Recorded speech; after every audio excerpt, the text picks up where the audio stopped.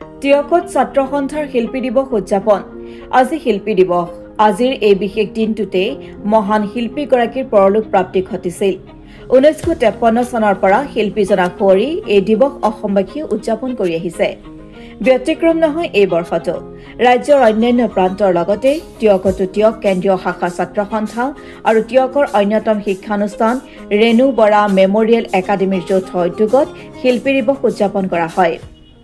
এই লৈ পুৱা ৰূপকোঁৱৰৰ প্ৰতিচ্ছবিত বন্তি প্ৰজ্বলন কৰাৰ পাছতে শিক্ষানুষ্ঠানৰ প্ৰেক্ষাগৃহত আয়োজিত মূল সভাত একাডেমীৰ সঞ্চালক প্ৰাণ কমল বৰা ৰেক্টৰ কুলধৰ বৰা উৰেকা কম্পিউটাৰ একাডেমীৰ সঞ্চালক ৰোহিত ছেত্ৰী পংকজ বৰুৱা গায়ন চন্দ্ৰকমল বেজবৰুৱা মহাবিদ্যালয়ৰ ইতিহাস বিভাগৰ অধ্যাপক ডক্টৰ বিকাশ নাথকে প্ৰমুখ্যে কৰি কেইবাগৰাকীও বিশিষ্ট ব্যক্তি উপস্থিত থাকি মহান শিল্পীগৰাকীৰ অসংখ্য গুণৰাজিক শ্ৰদ্ধাৰে স্মৰণ কৰে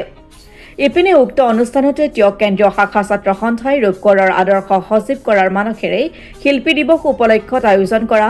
অনলাইন জ্যোতি সংগীত প্ৰতিযোগিতাৰ চূড়ান্ত বিজয়ীসকলক পুৰস্কৃতও কৰে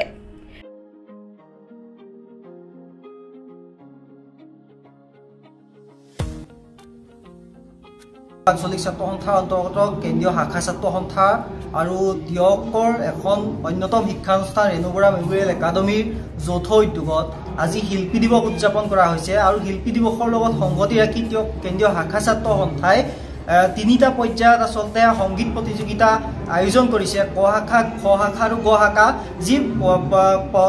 প্ৰাক প্ৰাথমিক পৰ্যায়ৰ পৰা মহাবিদ্যালয় পৰ্যায়লৈকে তিনিটা শাখাত ছাত্ৰ ছাত্ৰীসকলে প্ৰায় 100ৰো অধিক ছাত্ৰ ছাত্ৰীয়ে এই প্ৰতিযোগিতাত অংশগ্ৰহণ কৰিছে আৰু অংশগ্ৰহণ কৰি আচলতে আজি ইয়াৰ লগতে বঁটা বিতৰণী অনুষ্ঠান আয়োজন কৰা হৈছে আৰু আমি আশা ৰাখিম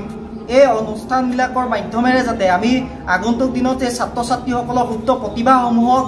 আগবঢ়াই নিব পাৰোঁ এখন মঞ্চ দিব পাৰোঁ আৰু ৰূপকোঁৱৰে যি সুন্দৰৰ কথা কৈছিলে সুন্দৰে যে ফুলাৰ মন্ত্ৰ আহুৰাত্ৰি মাতে এই কথা বতৰাবিলাকে যাতে আমি ছাত্ৰ ছাত্ৰীসকলক ভৱিষ্যত দিনত অনাগত দিনত যাতে আমি এখন অন্যান্য পৃথিৱীলৈ ৰূপকোঁৱৰ জ্যোতিপ্ৰসাদ আগৰৱালাই আশা কৰা ধৰণৰ এখন পৃথিৱীলৈ আমি যাতে ছাত্ৰ ছাত্ৰীসকলক আগবঢ়াই নিব পাৰোঁ সমাজখনক যাতে সুন্দৰতা বিৰাজ কৰিব পাৰে তাৰ কাৰণে আজি শিল্পী দিৱস উদযাপন কৰা হৈছে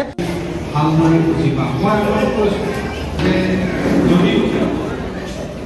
ৰূপান্তৰ ট্ৰেন্সফৰ্মেশ্যন কৰিবলৈ ইয়াৰ কাৰণে বহু ঐতিহাসিক পৰিকল্পনা থাকে আৰু এটা বিশেষ ৰূপান্তৰ মই শ্বেয়াৰ কৰিবলৈ আৰু চেষ্টা নাই যিহেতু লিখিত ভাষণ কিন্তু আমি কিছুমান প্ৰথম যেনেকৈ মই শিল্পীৰ কথা ক'লোঁ পাশ্চাত্য সভ্যতাৰ সকলোবিলাক ভাল গুণ লৈ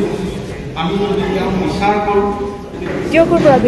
ৰাজনৈতিক বুজিছেটাৰ ৰূপান্তৰৰ মাধ্যম জ্যোতিপ্ৰসাদৰ ৰূপান্তৰ কি